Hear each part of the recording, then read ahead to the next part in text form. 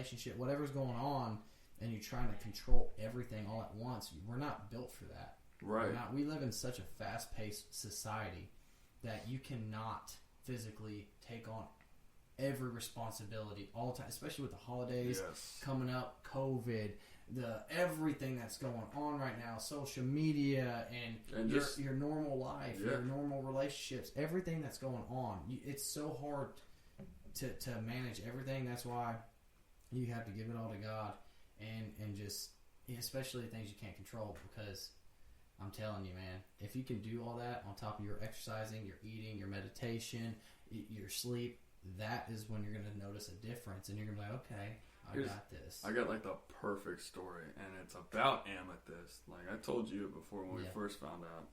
We first found out, and you know, that's the whole thing. We're freaking out. I mean, we had no idea. It was an accident. We didn't know what to do. We New thought parents. You just don't know. Yeah. And so the first night, I mean, man, I was in the car. I mean, I started tearing up. I was like, man, I don't know what to do. I just don't at that point.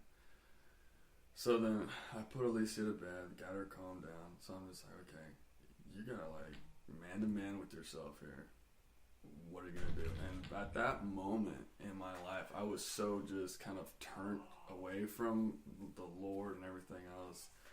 And I looked up, I'm like, you win. Like, I don't know what you're doing, but you win. So I sat down and I prayed. I was like, I'm not asking for this just to disappear. I'm not. I would never do that. I'm just asking, if this is your path and this is what you want me to do, give me a peaceful night's sleep and help me wake up calm and accept this. And sure enough, that was the best sleep I've gotten in months. That's incredible. And then I woke up and she took another pregnancy test, and I was calm about it. Yeah. I was like, we've got this. It's okay. That's awesome. And so ever since then, man, I was like, you know what?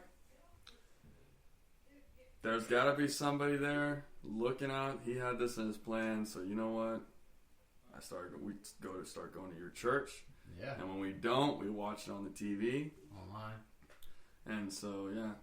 Can't wait to see you. You going to church tomorrow? Yeah, I'm actually going to go and help set up the curtains and the TVs and the kids' room and all the parking area where people can go park. And I've never really been the type of person that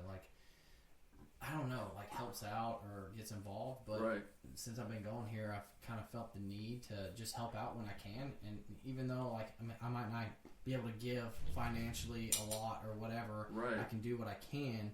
And I know that I'm healthy. I got 2 legs, 2 arms, and I can put those to work. And just watching the people come in, just parking, and the kids going to the kids' room, and they have a safe place to play, and everything's sanitized. And knowing that I played a role in that, like, that gives me so much like satisfaction that I was a part of that, and it was part of something bigger than me. And that gives me, like, I don't even know how to explain it, just a lot of gratitude. You know what I mean? And I've never. Like, I'm 31, and I've never really volunteered a lot, like maybe a handful of times. But now that I'm doing it, like, almost on a weekly basis when I'm going to my church and helping out, like, there's so much satisfaction that I get out of, like, after the service is done, I help break everything down. It's almost like I feel accomplished. You know what I mean? Right. It's rewarding for sure. Yeah. And that's the best thing. I think a reward that isn't open is the best reward. Yeah. It's like something internally you keep to yourself. For sure. Because then you keep that for the rest of the day. Yeah, absolutely, man. And I feel like, you know, that's a part of how we evolve as people too. And that's what we were kind of made for, is to help others in need and go out of our way and serve others. And there's so much gratitude that comes with that. And I know when people go out of their way to help me, I'm so grateful for that. You know what I mean? And when we, in return, do that for others, it's just, I don't know, it complements each other. It's really good. It's a silent compliment. Yeah. And that's the best one, in my opinion. I mean. So speaking of, like, stress and Thanksgiving and all that, let's see, what's favorite holiday, and what's a crazy story of that holiday? I'm going to let you go first because there's a bunch. Oh, man. All right. I don't know. It's really hard to pick a favorite holiday, but I would have to say Christmas. I've always been huge on Christmas, man. And I don't know. I don't think it's like the gifts. I think it's just the family and the time. I don't know the time of year. I was born in November, so I don't know. That plays a lot of it. Yeah, as soon as it gets cold, like it reminds me. Yeah, of it got my really birthday, cold, like, man. wow. Like so cold. But let's see. Well, we live in Texas, Yeah, all right? welcome so to it doesn't Texas. get that cold. I mean, It'll get cold for like a week, and then you go like, okay, we're back to summer. yeah, it's pretty crazy here how Texas, like, you have literally 4 different changes of the weather in one day. You're like, Yeah, you're just like, dude, what the? That literally happened It a does. couple days ago. It's crazy. Woke up, it was like 40 degrees, and then later in the day it got to 80, then it got back to like rainy and drizzly, then it was like 50 degrees, and then I was like, dude, what the fuck? Like, can we just decide on the weather? Craziest story for a holiday, man. I have so many. I really do. Yes, that's right. I have a lot. It's pretty ridiculous. I don't know. There's a video of me. I'm 10 years old, and I've been wanting a little boy. You know, imagine a 10-year-old little boy that loves sports and going outside and being active. A 10-year-old ninja. This is in the 90s, guys. All right. All I've ever wanted was a dirt bike. All right. I've gotten scooters and all this stuff and bicycles, but I every year I wanted a dirt bike. And Santa came through whenever I was 10 years old, brother. You got yourself I walked out into the living room, and there was like checkered flags everywhere, and there was a dirt bike and a 3-wheeler right there in the middle of the living room. I don't even know how Santa brought down this thing, dude. I don't even know how I got through the doors. You know what I mean? Like, it's in our living room, 3-wheeler and a dirt bike, and I'm like, what is going on? I'm freaking out. I'm 10 years old. I'm running around. Right. I think my dad's recording me, and I'm like touching the dirt bike. I sit on it, and I go up to him. I'm like, Santa's real. And Dad's like, well, yeah, Santa's real. He's like, and I was like, no, you don't understand. All the kids in my classroom tell me that Santa's not real, and I know Santa's real because we can't afford this. It's on film. I'm 10 years old, and I said that. I was like, because we are so poor, we can't afford it's on video. I'm like, I know Santa's real. And he's like, yeah. And I was like, yeah, because we can't afford this. And he's like, thanks. Woo! Thanks. Like, yeah, okay. Yep. And the house up for foreclosure. So apparently, my dad, and my cousin, Dustin, it's his birthday today. Happy birthday, Dustin. I'm going to call you after this. And they stayed up. He bought like an older dirt bike, didn't ran. Like it was old. And they fixed it up. They painted it. They put flames on it. I'm talking about redid the whole thing. I had no idea. It was like they literally built it and like, I don't know how they got it in the house. I really don't know. I don't even remember how we got it out of the house because we had to like maneuver it out of the door. It was crazy. Like the dirt bike we got out of the house, but the 3-wheeler, I don't remember how we got that out of the house. I would have left it in the bike. But that was like one of the funniest, craziest moments is because I remember saying on film, and I remember my whole family watching it just laughing because I was like, I know Santa's real. I said it's so common. Because we're poor. Because we're poor. We can't afford it. That's awesome. I'm telling you, that was one of my funniest, craziest moments right there. 10 years old. What about you? Oh, favorite holiday. It's not Christmas because it used to be Christmas, but it was when Christmas was more about family. So we're talking like 10 years ago. Mm-hmm. And now it's just all about, well, who's got the best gift? And it's unfortunate. Yeah. But we try to keep it in our family we do try to keep it like that, but it's, it's like, oh, that's great in our family, but I'm looking at the wide scheme of family that we have, and it's just like, oh, what did y'all do for Christmas? Oh, we opened gifts. That's it? Yeah. Dude. You didn't go, like, have dinner or, no. Right. That fucking sucks, man. So, I mean, that's part of the reason why it's kind of a letdown for me. Like, I celebrate it. I love it. I love coming and spending time with y'all, get everyone's gifts and just praying and having fun. But then, you drive down the street and you're just like, dude. Yeah. This is what the generation is. Yeah. But I guess my favorite would have to be Thanksgiving. Yeah. Because there's been so many funny memories about cooking turkeys.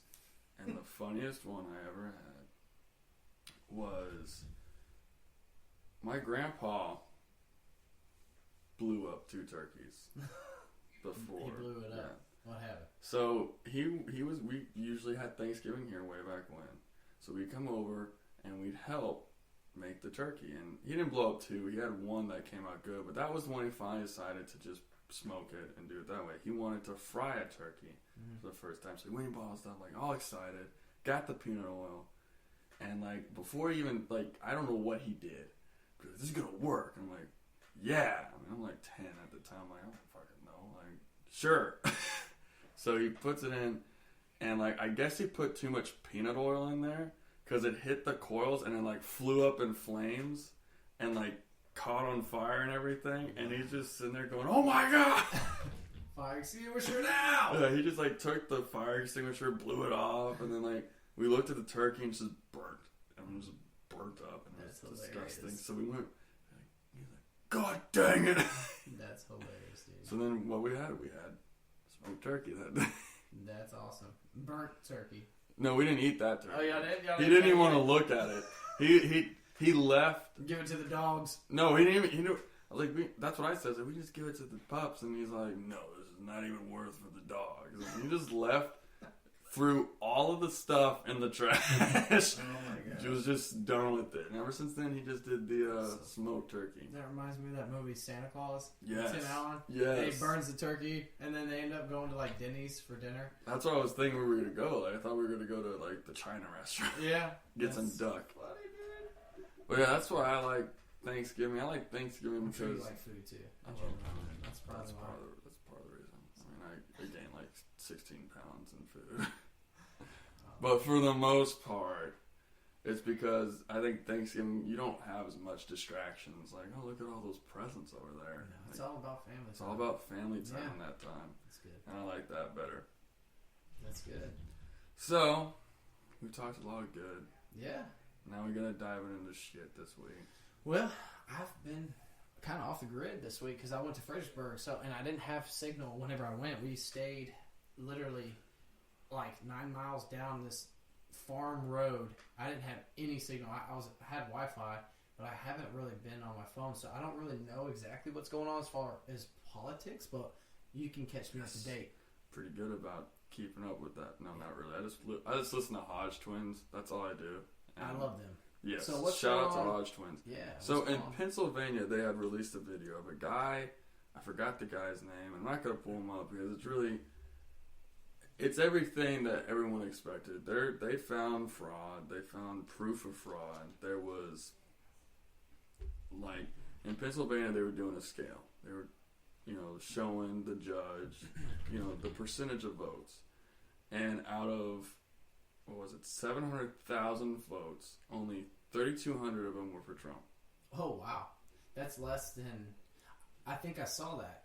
That's less than like 1% or something like that. And they said that's an impossibility. It's an impossibility because they said even in Democratic cities, it's they said the votes even for black people, it's 90% for Democrats. So there's still at 10% for Trump. Yep. And okay, so you're saying it was less than 1%. It was less than 1% in a which is never ever happened. Yes. And he's got more votes than Obama. And that would people praised Obama. Yeah. I mean, Sleepy Joe over here, he's like thinking it's Christmas time over here with a turkey. Hey, Merry Christmas. Here we go.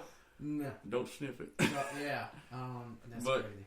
Yeah, they did that, and that was a fraction of the amount of votes they found. That was just an outstanding percentage of the votes they found. That tells you right now, y'all need to, be prepared.